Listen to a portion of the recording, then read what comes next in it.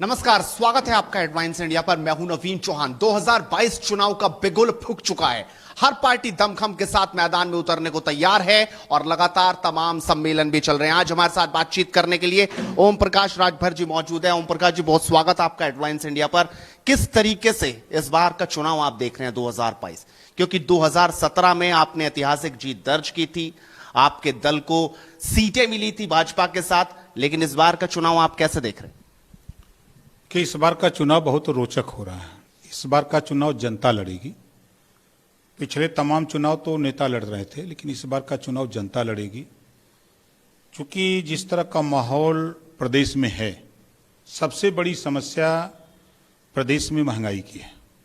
महंगाई के लेकर के आम आदमी दुखी है।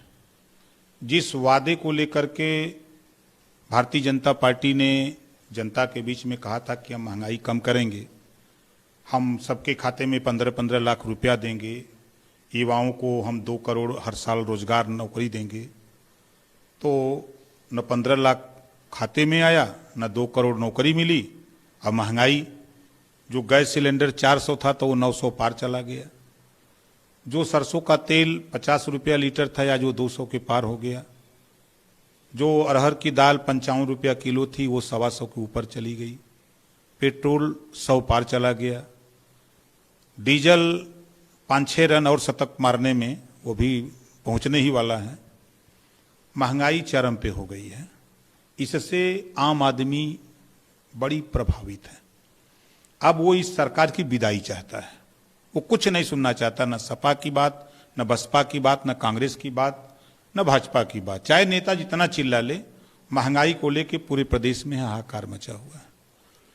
दिल्ली में बिजली 201 यूनिट बिजली 70 रुपए में मिलती है, और भारतीय जनता पार्टी की सरकार जहां जहां है वहां 201 यूनिट बिजली 2300 रुपए में बेच रही है। ये बात जनता तक पहुंच चुकी है कि हमारे साथ सरकार धोखा कर रही है। जो 69,000 शिक्षक भर्ती, पिछड़ों को जो 27% रिजर्वेशन है, इस सरकार उस हिस्से को देने से मुकर रही है। अभी आपने देखा कि 69,000 शिक्षक भर्ती के बच्चे कभी स्वतंत्र देव पटेल के यहाँ जाते थे तो लाठी खाते हैं, केशव मौर्य के यहाँ जाते हैं खाते हैं लाठी, मुख्यमंत्री योगी जी के यहाँ अगर फरियाद लेके जाते हैं तो वहाँ लाठी खाते हैं।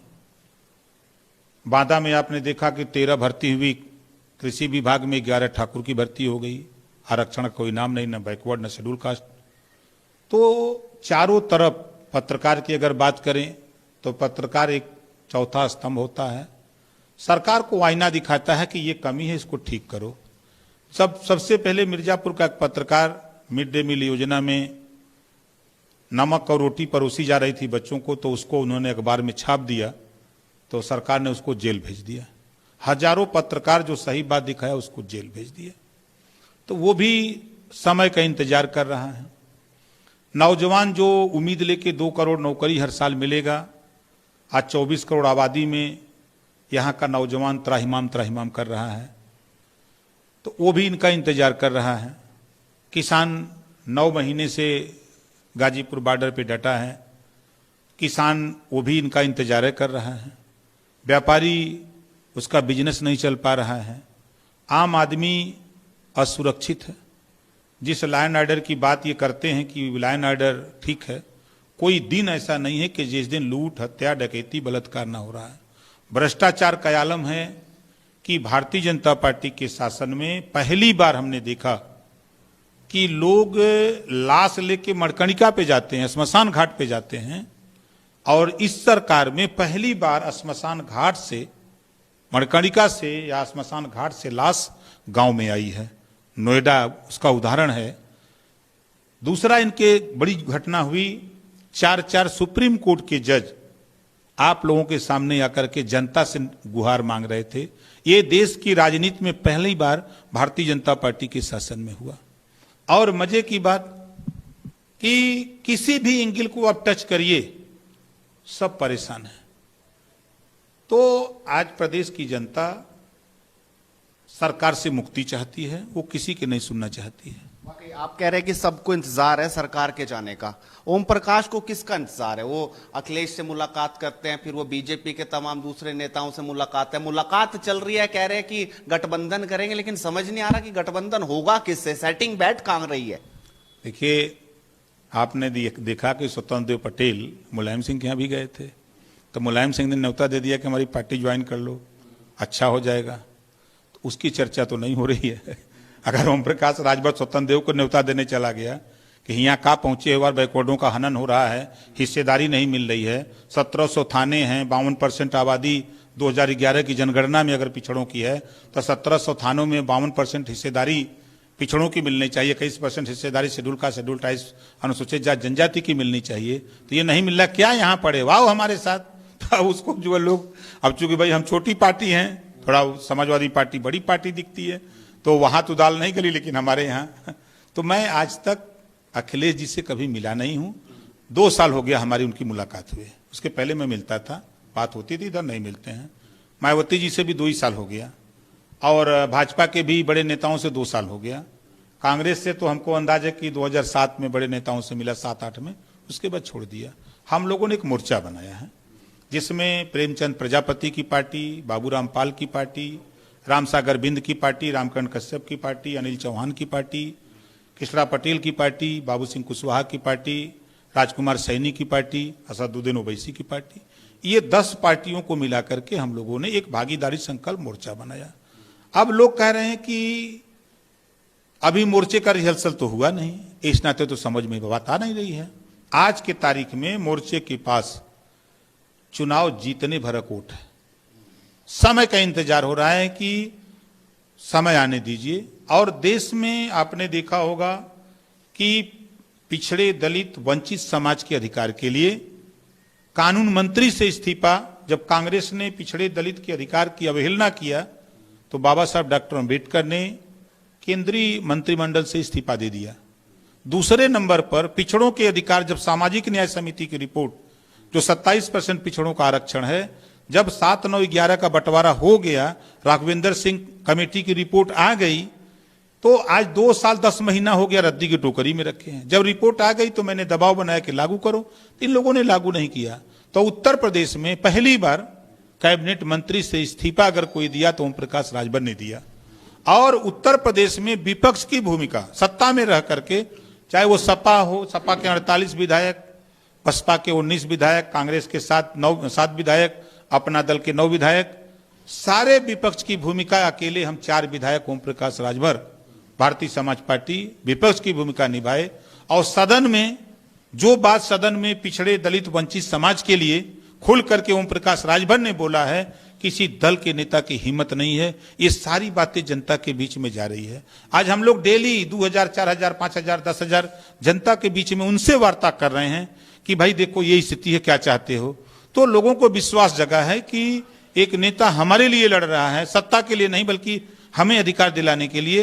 हम घरेलू बिजली का बिल की जब उनसे बात करते हैं कि हम 5 साल लगातार तेरा घरेलू बिजली का बिल माफ करेंगे, हम जातिवार जनगणना पिछड़ी जाति का कराएंगे, हम गरीबों का इलाज 5 साल फ्री करेंगे, हम सामाजिक न्याय समिति की रिपोर्ट लागू करेंगे, हम प्रदेश में अमन चैन कायम करेंगे, भाईचारा पैदा करेंगे, एक समान अनिवार्य और फ्री शिक्षा।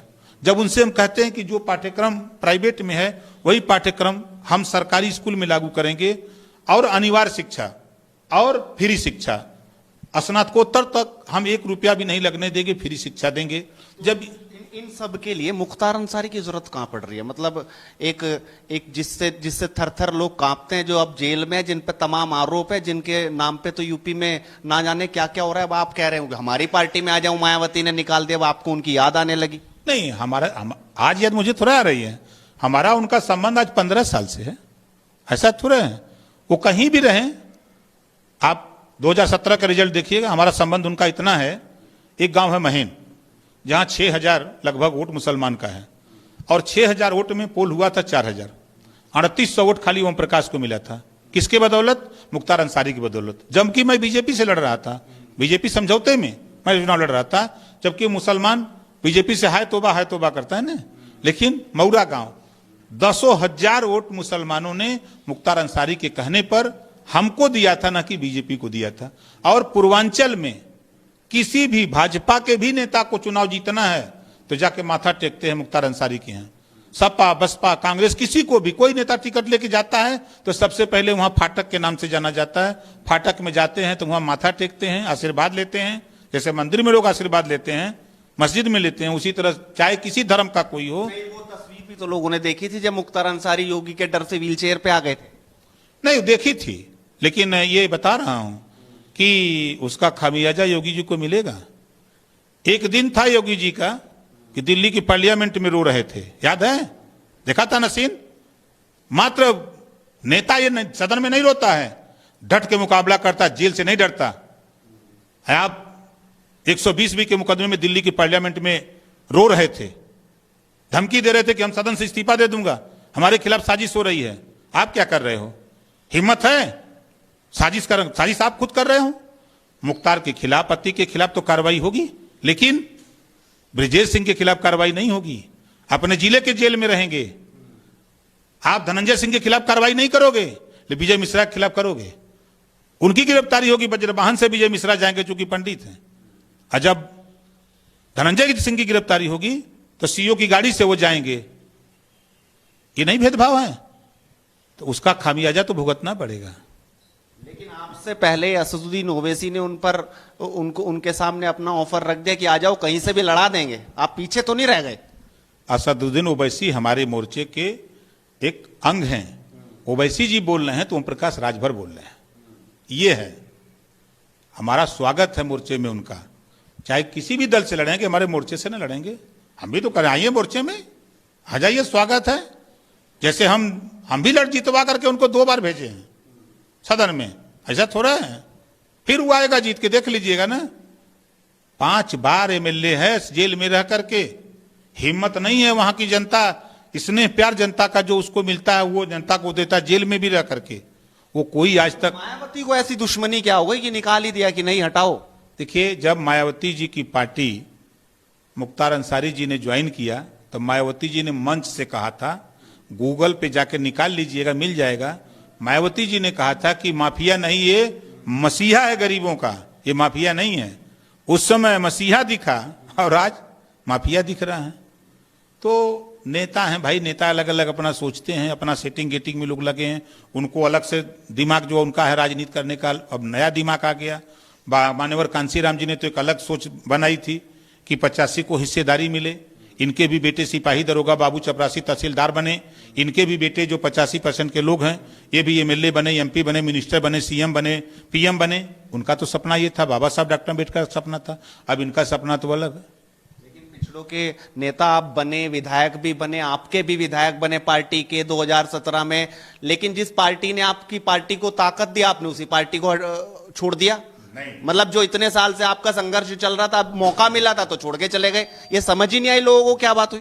भारतीय जनता पार्टी 14 साल नदी के किनारे नाव लेके इंतजार करते करते थक गई।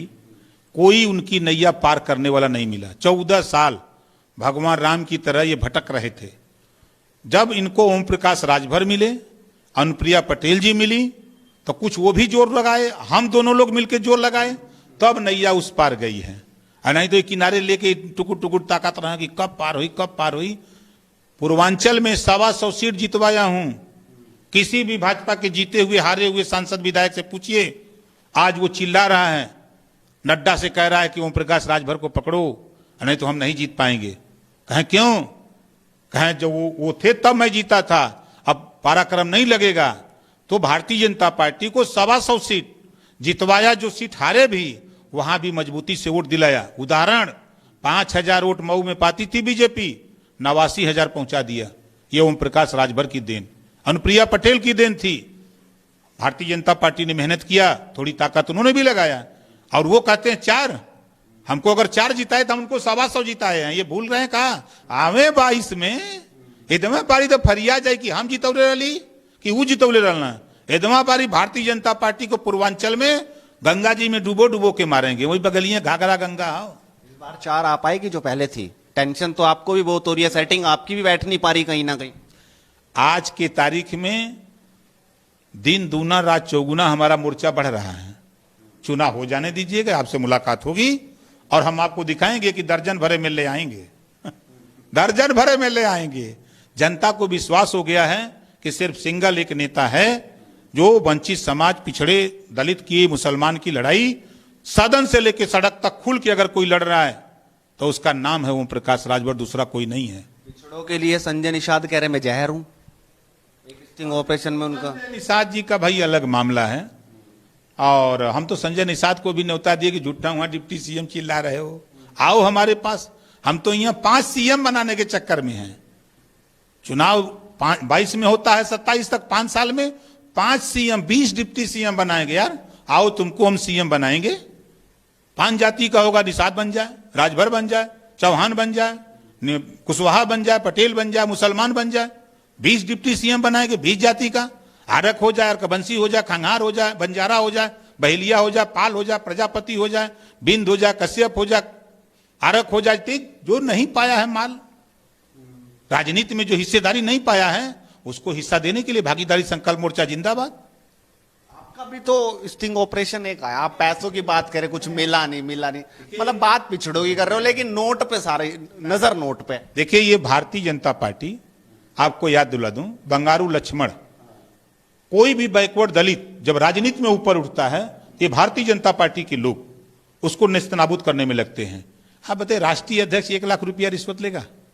भारतीय जनता पार्टी ने उसको फंसा करके नेस्तनाबूद कर दिया। तो ये भारतीय जनता पार्टी की सोची समझी रणनीति, ये संजय निषाद को बर्बाद करने के लिए भारतीय जनता पार्टी ने स्टिंग ऑपरेशन कराया। ओम प्रकाश राजभर का कराया।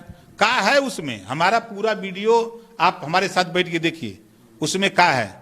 मैं तो यही कह रहा हूं कि किसी दल से गठबंधन अगर होता है, हमारी पार्टी का कोई हमारा वर्कर, कार्यकर्ता जो 24 घंटा पार्टी के लिए मरता जरता है, अगर वो चुनाव लड़ता है, अगर कोई पार्टी से समझौता होता है, तो पार्टी उसको सहयोग देकर अगर चुनाव जितवाती है, हमारा अर्कबंसी को अगर जितवा देती है, बंजारा को जितवा देती है, बहेलिया को जितवा देती है, खंगार को जितवा देती है, प्रजापति पाल को जितवा देती है, निषाद बिंद कश्यप को जितवा देती है, तो क्या बुरा है? ये क्या बुरा? कौन सी पार्टी ऐसी है? भाजपा तो पैसा दे दे के लड़ाती है चुनाव, पैसा दे के चुनाव लड़ाती है। हम गारंटी के साथ उनको जवाब देंगे, वीडियो दे देंगे इनका। कौन पार्टी है जो चुनाव मैदान में, चुनाव आयोग का जो मानक है उसका लाखों गुना ज्यादा खर्चा करते हैं सब। हेलीकॉप्टर इतना कहां से? भाजपा को 900 कार्यालय खुले, पूरे देश में 900 कार्यालय खुले, रुपया कहां से आया? अकेले 900 करोड़ रुपया लगा दिल्ली के कार्यालय में, कहां से रुपया आया? फैक्ट्री है भारतीय जनता पार्टी के पास, वो उसका नहीं स्टिंग ऑपरेशन करने की हिम्मत नहीं है। वहां जाएंगे तो लाइसेंस निरस्त कर देंगे, कोई स्टिंग ऑपरेशन भुला जाए सब कर। तो वो भारतीय जनता पार्टी के लोग एकदम सबको, पत्रकारिता को तो गर्त में कर दिया, गुलाम बना लिया है। बड़े बड़े चैनल जितने चलते हैं सबको गुलाम बना लिया है कि जो कहेंगे वही बोलो, जो हम कहेंगे वही करो। हिम्मत है तो किसी की, तो भारतीय जनता पार्टी के किसी नेता करे, स्टिंग ऑपरेशन होगा, दलित का होगा, पिछड़े का होगा, मुसलमान का होगा, लेकिन सामान्य वर्ग का नहीं होगा।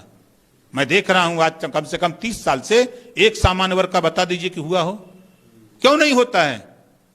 खाली ये पिछड़े दलित, पिछड़ों का वोट इतना है महाराज ने, जातिवार जनगणना हो जाए तो 52%, 62, अकेले 62%। तो बजट देना पड़ेगा, रोजगार देना पड़ेगा, नौकरी देनी पड़ेगी।